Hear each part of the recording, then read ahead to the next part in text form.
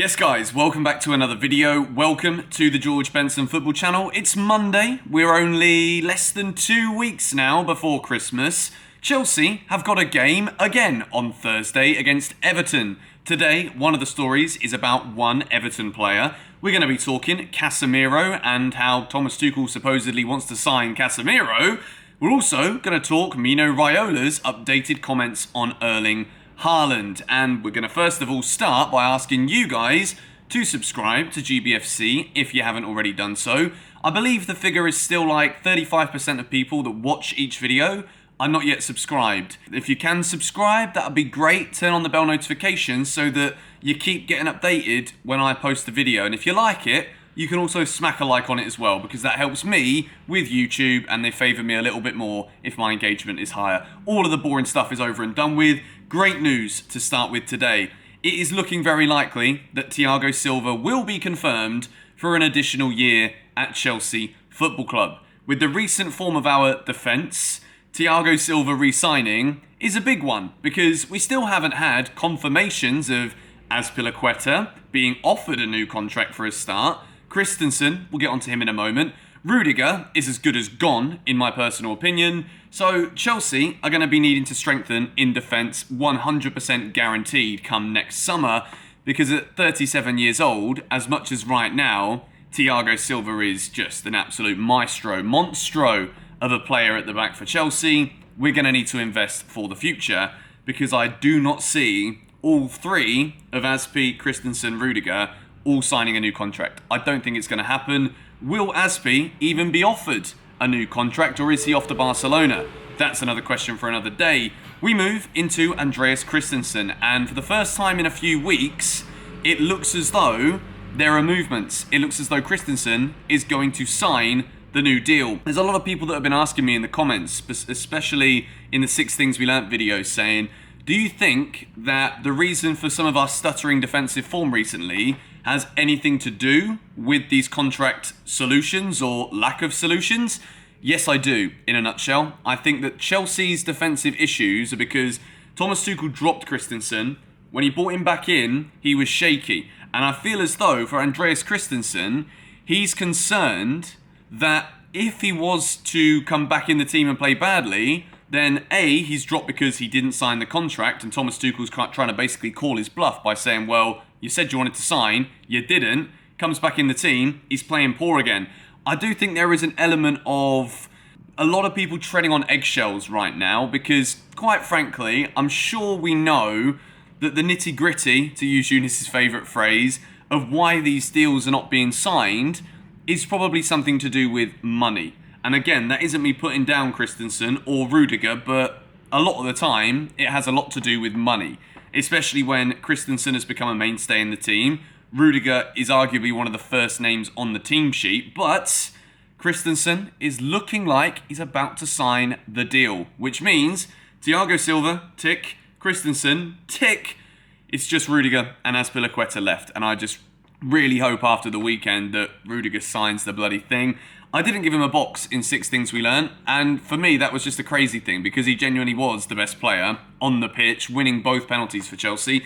I apologise for that one. 6 Things We Learnt, the only thing on my mind is just upload it as fast as I possibly can, and sometimes I have a notebook which is now double the size of the one before, because I like to write a few more notes when I'm watching the games, and I just forgot to consolidate Rudiger's notes and put it into the video. Those are the contract updates that I can give you guys right now. Christensen looking good. Thiago Silva also looking good. We move into the first transfer news story of the day, and it is regarding a report again from El Nacional, who I think we can confirm have reported a lot of nonsense recently, but instead of players leaving Chelsea to go to Real Madrid or Barcelona, there has been a report that Chelsea want 29-year-old Brazilian central midfielder Casemiro. Casemiro is a top player. He's had nearly 60 goal contributions in just over, I think it's 300 games at Real Madrid. I was looking over there, but I don't actually have that statistic up on the screen. It's just something I read a couple of days ago.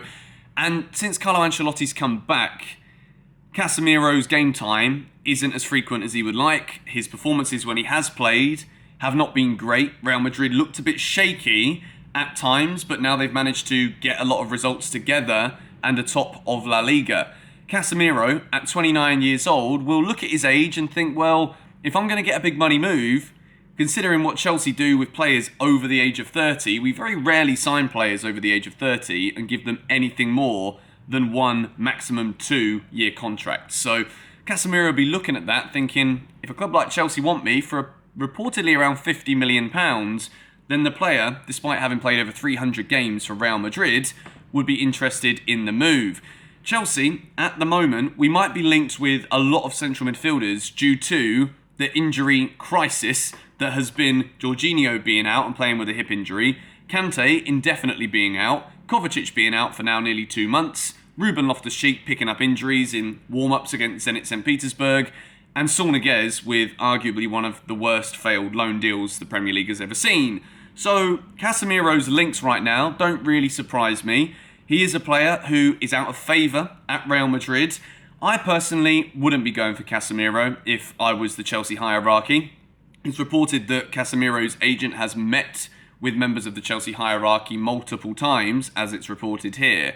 But if it was me, I'd be going for a Tchouaméni or a Declan Rice. It's as simple as that. I do think that when Chelsea evolve with this current squad of players, we will at some stage see us go to a 4-3-3. And I do think that will be some kind of time soon, within the next year and a half or so, as some of our centralised players do get older and become less focal within this Chelsea squad. We move into story number 3, and this one is an interesting one again because it's a position that Chelsea do need to strengthen in.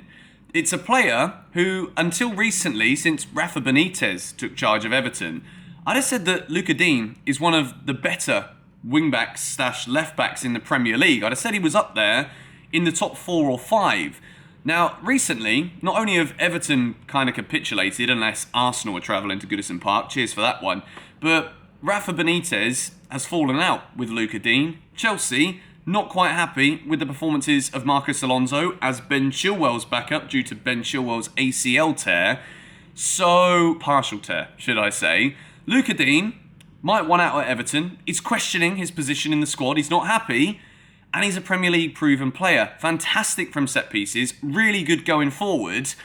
I just think this could be an excellent signing if Chelsea were to sign Lucas Digne. The issue, I think, with the player could potentially be that he knows that Ben Chilwell, just before that injury, was probably the best wing-back in Europe at this moment in time. He was playing some of the best football we'd ever seen Ben Chilwell play. So Lucas Digne might come in, play a couple of games, but even then, Chilwell is expected to return in the middle of January. So at this point, Lucas Digne might be thinking, well, if I'm only going to be coming off the bench or playing a couple of cup games here and there, at this point in my career, maybe it's either better to weather this Everton storm and hope that Rafa Benitez gets sacked soon, which, if he loses at Stamford Bridge or gets humiliated, I would not be surprised if Rafa Benitez is through the door before Christmas. Give Everton fans something to celebrate, because it's not going well for Everton this season. They started well, and then they beat Arsenal. Other than that, there's nothing to shout about. They were losing a lot of games, only beat Norwich in a run where I think they only won 1 in 9 or something daft like that. Lucas Digne's form has been a big letdown for them, and I think if he's available, Chelsea might be asking Everton what kind of price and asking the player if he's interested in the move. Let me know if you think Lucas Digne would be a good backup for Ben Chilwell in the comments down below. The final story of the day, it's been a while actually that I haven't talked about this one. I've kept my mouth shut regarding Erling Haaland. I was getting in trouble after we signed Lukaku when I said, well, you know, Haaland could still sign for Chelsea here. You know, it's an incredibly good deal when that release clause becomes available next summer.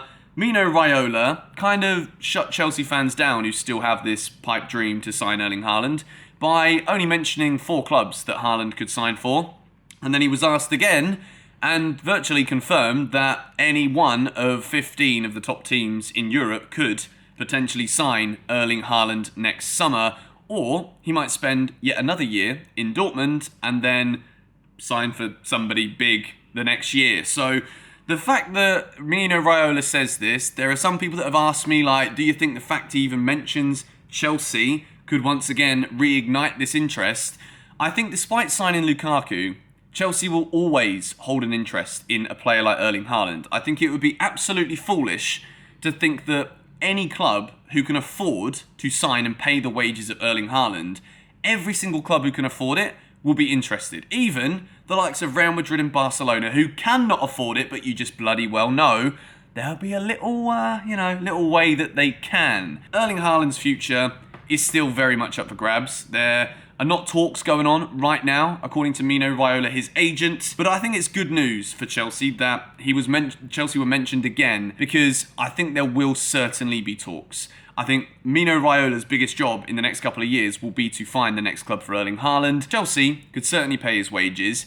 And with Lukaku, again, this isn't me writing off Romelu Lukaku at all, but devil's advocate, if Lukaku continues the way that he's been playing recently after that early season form, then Chelsea are going to be doing what we did in the summer we bought Lukaku, because we saw Werner not as that guy.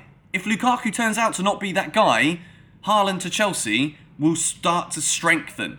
And I think Chelsea might also look at it and think, well, if we're too slow about it, it rules us out because other teams are going to be expressing serious interest. Chelsea might just look at this and think, well, maybe we just sign him and figure out who the bloody hell plays up front with all of these great players later. It is possible. I definitely think it's possible. I wouldn't rule it out. Let me know your thoughts in the comments down below. Today is, of course, Champions League last 16 knockout round draw, and I will be live on GBFC.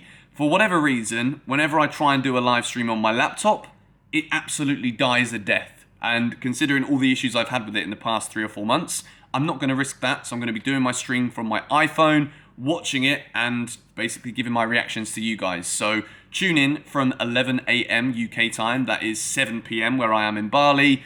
And I think 12 o'clock in Switzerland where the draw's being hosted. So hopefully you guys will tune into that. We can discuss our Champions League knockout opponent. And I'll see you guys later. Champions of Europe, come on you Blues.